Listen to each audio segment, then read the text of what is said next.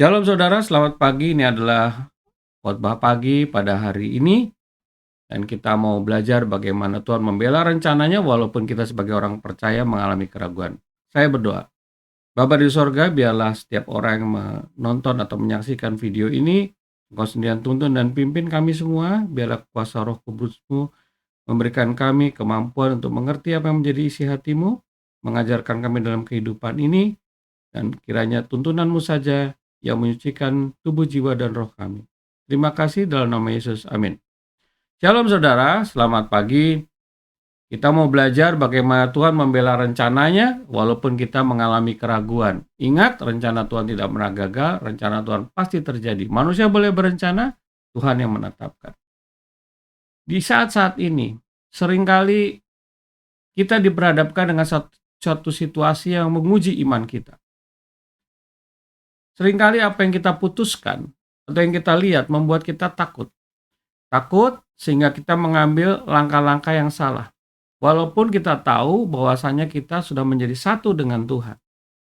Bapak dan sekalian, tetapi dengan kejadian ini, Tuhan sedang membimbing kita. Dia memberikan kita suatu pencerahan, suatu tuntunan bagaimana rencananya pasti terjadi walaupun kita ini terkadang ragu, terkadang takut, Bapak dan sekalian. Mari kita lihat dari kisah daripada Abraham. Abraham yang luar biasa setelah kejadian di Sodom dan Gomora, kita lihat di dalam kitab Kejadian 20, ketika dia datang ke tanah Gerar, dia menghadapi Abimelek. Ternyata Abraham melakukan tindakan yang menurut saya cukup memalukan. Kenapa? Dia takut terhadap Abimelek, akhirnya demi menyelamatkan nyawanya, dia menyerahkan Sarah. Dan dia berkata, ini bukan istri saya, ini saudara saya. Oleh sebab itu Abimelek mengambil Sarah untuk dibawa. Tetapi kita harus ingat, kejadian itu Ishak belum lahir. Tuhan pasti membela karena Tuhan berencananya. Karena apa? Abraham menjadi bapak segala umat, bapak bangsa-bangsa. Kalau saja Sarah ternyata setelah diambil Abimelek, kemudian terjadi sesuatu, maka rencana Tuhan ini bisa gagal. Oleh sebab itu Tuhan memastikan rencananya tidak pernah gagal. Kalau kita lihat di dalam Kejadian 20 ayat 11, bagaimana Abraham mengambil keputusan karena pikirannya. Aku berpikir karena takut akan Allah tidak ada di tempat ini sehingga aku dibunuh.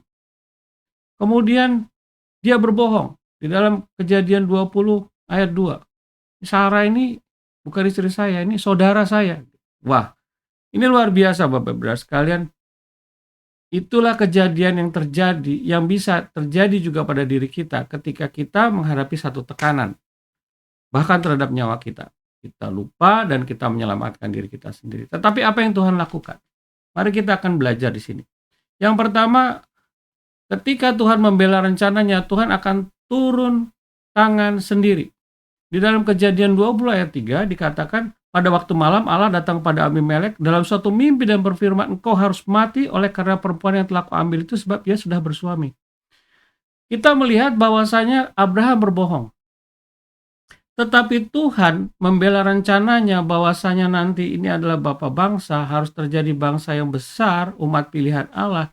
Dia turun sendiri. Turun sendiri datang kepada Abimelek melalui mimpinya. Bahwasanya Sarah harus bersih. Tidak kurang satu apapun juga.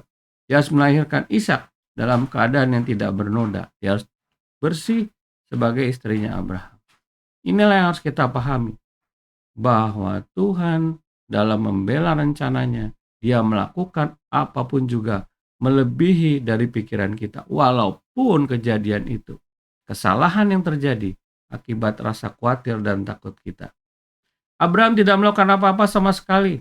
Dia hanya berpikir dia takut dibunuh oleh Abimelek. Dia korbankan bahkan untuk keluarganya demi dirinya. Bapak-Ibu sekalian, Tuhan turun tangan sendiri. Yang kedua, Tuhan menundukkan segala penghalang. Di dalam Kejadian 20 ayat 8, keesokan harinya pagi-pagi Abimelek memanggil semua hambanya dan memberitakan seluruh peristiwa itu kepada mereka, lalu sangat takutlah orang-orang itu. Ancaman Tuhan terhadap Abimelek ini luar biasa. Kalau kamu tidak mentaati perintah saya, kata Tuhan kepada Abimelek, sudah, semuanya saya habiskan. Dan Abimelek tunduk karena kuasa Allah yang luar biasa.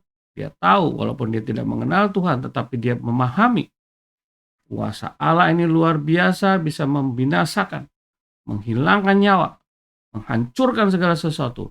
Apalagi kejadian itu setelah Sodom dan Gomora. Jadi, maka kita harus sebagai orang percaya, kita harus tetap kokoh di dalam kehidupan kita.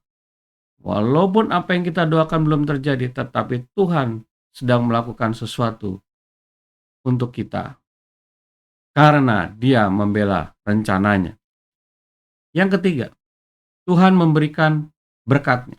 Di dalam Kejadian 20 ayat 16 dikatakan, lalu katanya kepada Sarah, kuberikan kepada saudaramu 1000 sikal perak, itulah bukti kesucianmu bagi semua orang yang bersama-sama dengan engkau. Maka dalam segala hal engkau dibenarkan. Bahkan dikatakan di situ dalam ayat sebelumnya bahwa Abraham bebas tinggal di situ, mau di mana aja terserah. Kita harus lihat, ternyata dalam kejadian yang kita takuti sebelumnya, atau Abraham takuti sebelumnya, justru Tuhan membalikkan semuanya itu, Dia memberikan berkat. Orang yang dia takuti malah justru dipakai Tuhan untuk menyalurkan berkat. Oleh sebab itu Bapak Saudara sekalian, di setiap satu kejadian kita nggak boleh bersungut-sungut. Tetapi kita harus melihat dan kita harus tetap taat kepada Tuhan. Karena justru apa yang kita anggap menjadi penghalang akan menjadi saluran berkat daripada Tuhan. Bapak Saudara sekalian, marilah. Di dalam kehidupan ini kita telah belajar bahwasanya rencana Tuhan yang pasti terjadi, walaupun kita sendiri mengalami keraguan terhadap apa yang terjadi pada diri kita, tetapi rencananya tidak pernah gagal. Oleh sebab itu, untuk tidak mengulangi kejadian Abraham, setelah kita belajar ini, kita tetap kokoh terhadap Tuhan. Apapun yang kita alami, Tuhan pasti membela. Apapun yang kita alami, rencananya pasti terjadi. Tuhan Yesus memberkati. Amin.